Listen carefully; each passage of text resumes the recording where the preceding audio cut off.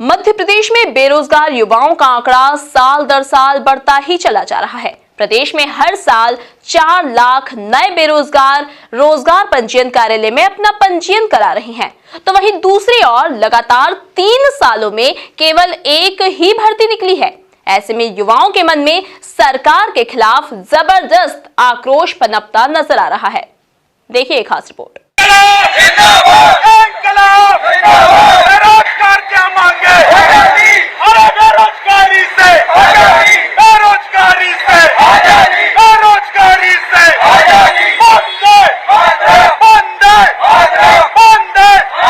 भारत माता की, भारत माता की। जो सरकार बेरोजगार ना दे, जो सरकार बेरोजगार ना दे। एमपी पुलिस की भर्ती दो, भाई भर्ती दो, भर्ती दो, भर्ती दो। नहीं चढ़ेंगे डंडे से, नहीं चलेंगे डंडे से। हमको मिलना है और अपनी बात कहेंगे। हमको उनसे मिलना है, नहीं मिलने देंगे। हमको तो मिलना है। मेरी बात सुन लो, कार्यक्रम पूर्व निर्धारित रहेगा और उसी हिसाब से काम होगा। आप दादागिरी कर लोगे तो आप नहीं हमारे बता दिया जाएगा। समझ गए?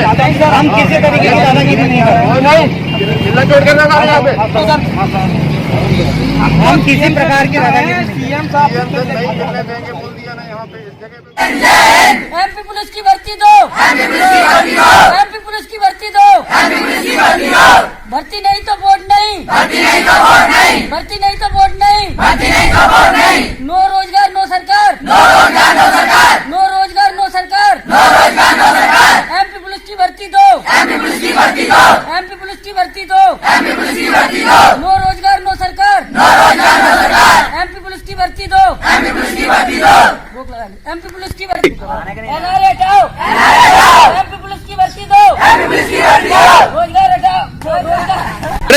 आज हमारे जनपद में मैं खड़ेरी, खड़ीद और मोदना 3 गांवों का ब्यौरा किया, तो हमें इतने सारे स्टूडेंट मिले हैं जिन्होंने यही मांग की है कि एमपी पुलिस की भर्ती हटाइए, सॉरी एमपी पुलिस की भर्ती लाइए, जल्दी से जल्दी लाने की कृपा करें, नहीं तो यह आंदोलन बहुत तेज आग पकड़ेगा।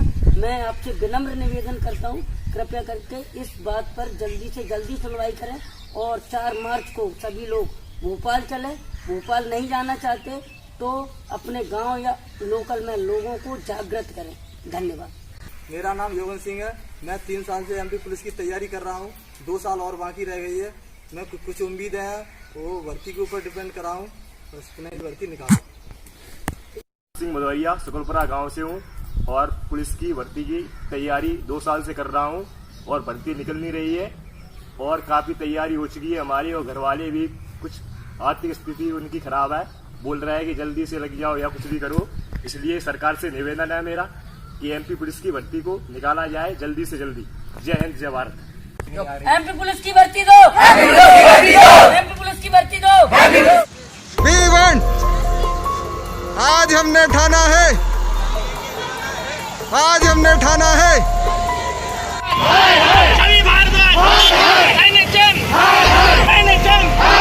हम अपना उपचुनाव पे भारी है, उपचुनाव पे भारी है।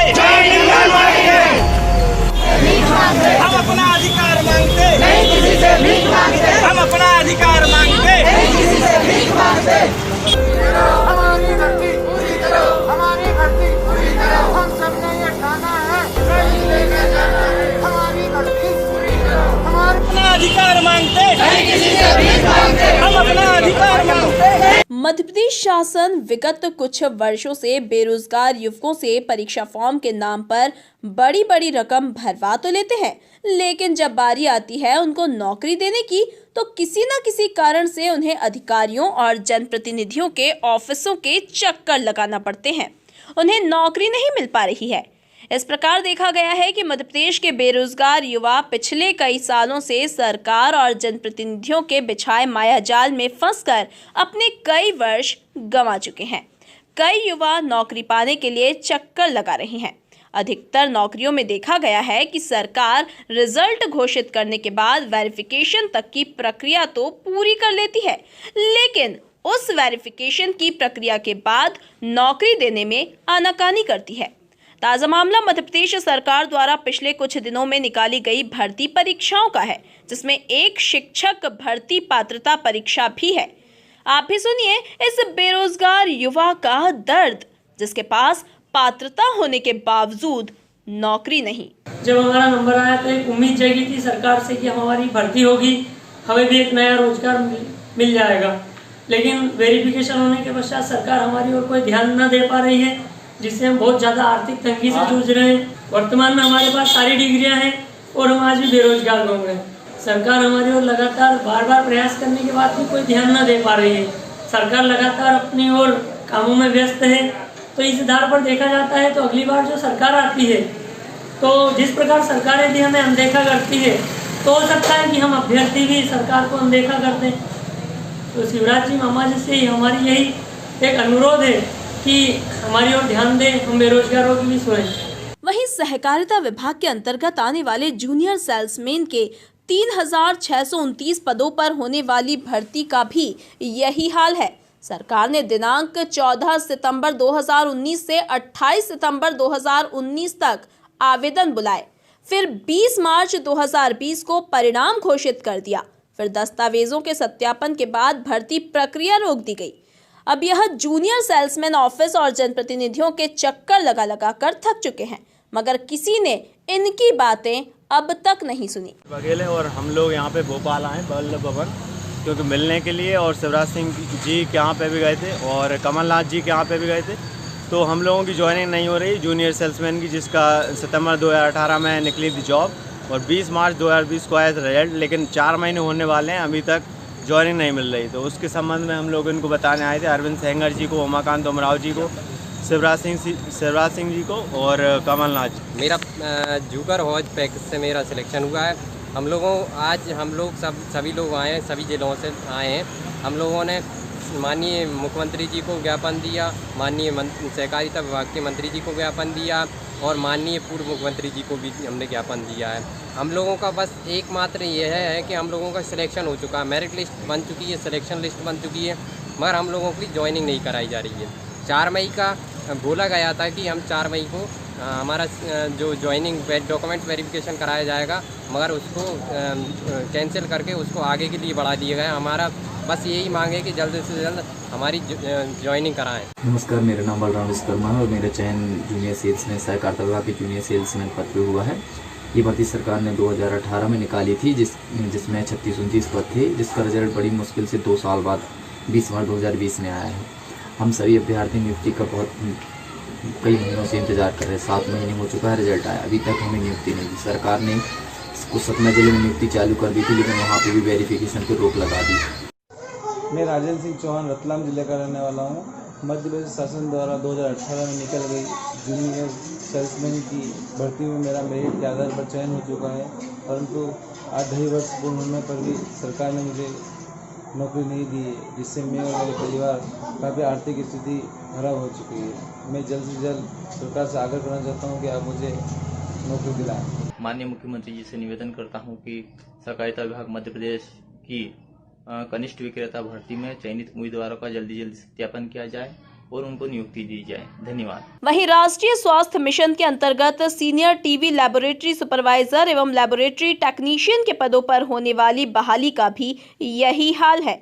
दरअसल इसे लेकर सितंबर 2019 को विज्ञापन जारी किया गया, 2 नवंबर 2019 को परीक्षा ली गई और 27 नवंबर 2019 को स्कोर कार्ड जारी किया गया। चॉइस फिलिंग के बाद 2 जनवरी 2020 को मेरिट लिस्ट जारी की गई, लेकिन पद स्थापना नहीं की गई। ये बेरोजगार युवा भी कई बार आंदोलन के साथ साथ जनप्रतिनिधियों को ज्ञापन के माध्यम से भी सूचित कर चुके हैं, मगर इनकी भी सुनवाई करने वाला कोई नहीं है। सर, हम लोग STLS और LT की ज्वाइनिंग के लिए आए हैं, जिसमें सर हम लोगों का एग्ज़ाम हो चुका है, मेरिट लिस्ट जारी हो चुकी है और इवन चॉइस फिलिंग भी हो चुकी है। उसके बाद भी 8 महीने से हम लोग सिर्फ ज्वाइनिंग का इंतज़ार कर रहे हैं। कई बार हम NHM ऑफिस गए, 1 जून 15 जून को गए, काफ़ी संख्या में भी लोग गए। नरोत्तम मिश्रा सर से भी मिले जब वो स्वास्थ्य मंत्री थे, प्रभुराम चौधरी सर से भी मिले अभी लास्ट टाइम। उसके बाद भी सर कोई जानकारी, न सटीक जानकारी दी जा रही है, न हम लोगों को ये बताया जा रहा कि कब तक ज्वाइनिंग होगी या क्या चल रहा है। उसके अलावा एक प्रॉब्लम ये भी है सर कि ये लोग अस्थायी नियुक्तियां कर रहे हैं जिला स्तर पे, जो कि वो लोग और उनको 3-3 महीने की कर रहे हैं और लगातार उनको एक्सटेंशन भी मिलता जा रहा। तो उनको अभी 6 महीने हो गई, फिर से एक्सटेंशन मिलेगा और हम लोगों को कोई प्राथमिकता नहीं दी जा रही। तो सर हम लोग ज्ञापन देने आए थे, कई बार मिले सर जब 21 जुलाई को हम लोग आए थे तो इन्होंने ये कहा था कि सिर्फ 1 हफ्ते के अंदर आपको परिपत्र जारी कर दिया जाएगा कि क्या कारण है और सारी जानकारी आपको मिलेगी, लेकिन अभी तक भी कुछ भी नहीं हुआ है। तो सर हमारी मांगे ये है कि हमारी ज्वाइनिंग दो जल्दी से जल्दी, क्योंकि सब कुछ हो गया है, सिर्फ पदस्थापना बाकी हुई है और उसके अलावा कुछ नहीं सर। देखिए, स्वास्थ्य मंत्री जी ने सिर्फ आश्वासन दिया है कि हम आपके मैटर को दिखवाते हैं। जब डॉक्टर श्री नरोत्तम मिश्रा जी स्वास्थ्य मंत्री थे, हम उनसे भी मिले, 2 माह बीत चुके उस बात को, उन्होंने भी कुछ सिर्फ आश्वासन दिया, उन्होंने भी कुछ कार्रवाई नहीं। और श्री प्रभुराम चौधरी जी से भी हम मिल चुके हैं, उन्होंने भी आश्वासन दिया है। मुझे ऐसा लगता है कि उपचुनाव में ही जो है हमारे नेता मग्न है और बेरोजगारों की अगर उनको चिंता होती, चाहे वो शिवराज सिंह चौहान हो और चाहे वो हमारे मंत्री हो, तो वो जरूर हमें नियुक्तियां देते, है ना, हमें ऐसा लगता। और कुल मिलाकर ये सभी मामले दिखाते हैं कि युवाओं को लेकर बड़ी बड़ी बातें करने वाली राजनीतिक पार्टियां सत्ता में आने के बाद उन्हीं युवाओं के भविष्य को लेकर उदासीन हो जाती हैं। भारत दुनिया का सबसे युवा देश है क्योंकि यहाँ सबसे अधिक युवा आबादी निवास करती है। अगर इस युवा शक्ति को बेहतर भविष्य दिया जाए तो निश्चित तौर पर भारत दुनिया के अग्रणी राष्ट्रों की सूची में पहले नंबर पर होगा। Bureau report, MP news, Bhopal.